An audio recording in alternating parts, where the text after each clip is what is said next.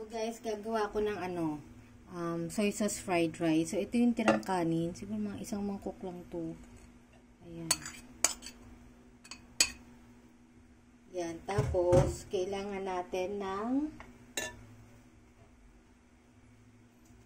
oyster sauce. So, tansyahin nyo na lang guys. So, yung mga ganyan na kadami nilagay ko. Yan.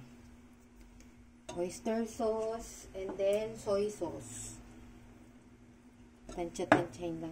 Yung tipong magkakakulay lang yung inyong kanin. So, paunti-unti lang muna ilagay nyo guys. Baka sumobra ng alat yung maging fried rice nyo.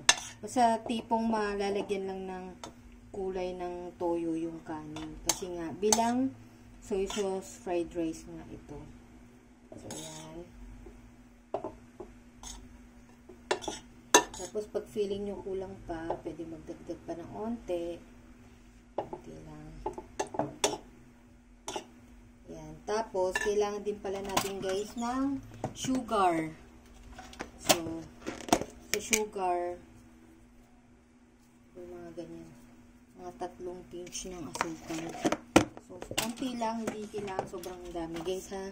Yung sugar. So, parang mabalance lang yung tamis, yung kanyang alat kasi syempre may soy sauce to. Para lalong sumarap yung ating fried rice. So, ayan. Kapag may kulay na siya, ayan, ganyan dapat siya. May kulay yung kanin. So, make sure lang lahat ng kanin may kulay na toyo. So, ayan, mix lang.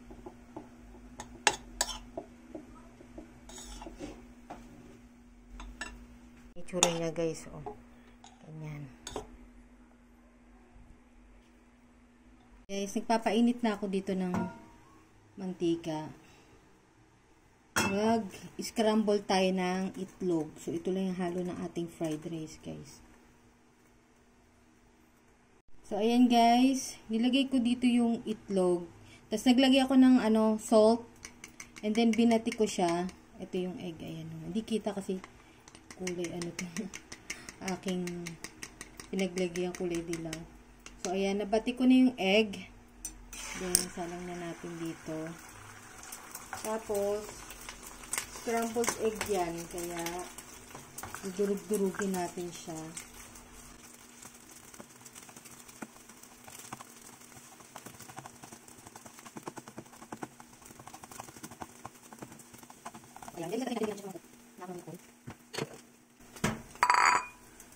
Set aside natin siya sa mangkok.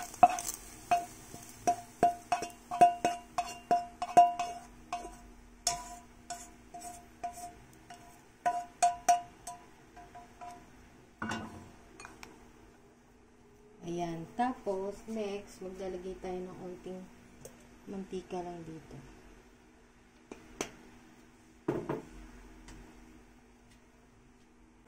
Tapos, ilalagay na natin, guys, yung kanin.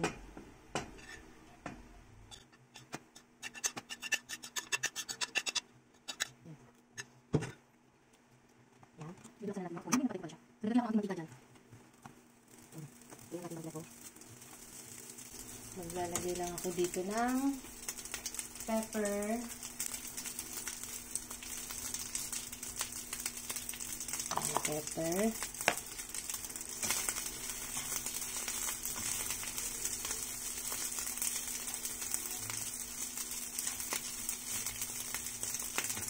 Tapos kailangan din natin ng spring onion, guys. Spring onion. Sobrang laki sa spring onion.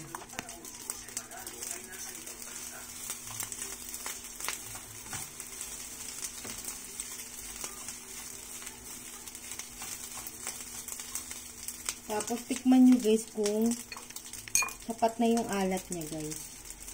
Kasi kung matabang pa siya, mag-add kayo ng salt.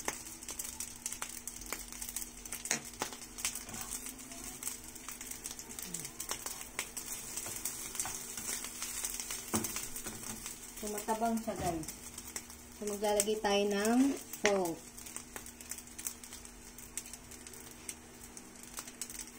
So, hanggang sa desired na alat na gusto nyo.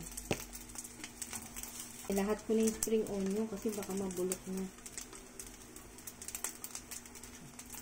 Baka masira. Lahat ko na yung spring onion. Tapos, halo ko na rin yung itlog.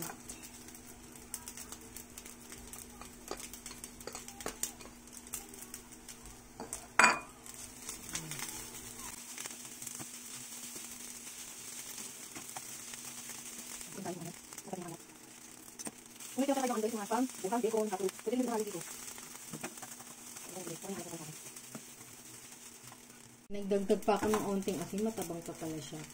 So, guys, ang sikreto dito, wag yung tipirin sa sa paminta. Masarap siya pag maraming paminta.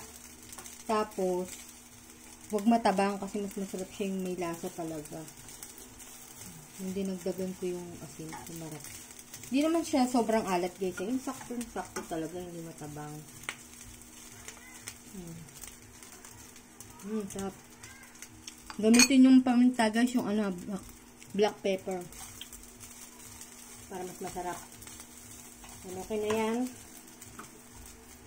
Okay na ako dyan. Tapos lalagay ko siya dito, guys, sa aking mangkok ulit. Sana mag-kasya. Kali ko siya kung hindi rin. Kasi makagay na, barbecue.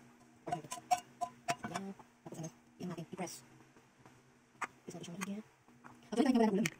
Yan. Kahit wala siya ulam, pwede na. Ayun lang, sabi siya. Kasi may tugulong sa halo. Yan, tapos ko ako na. Kaya kasi dito, okay? Sige na. Sige na. Dito, parang okay. Tanan! O, diba? Kaya lang hindi siya nakasentro.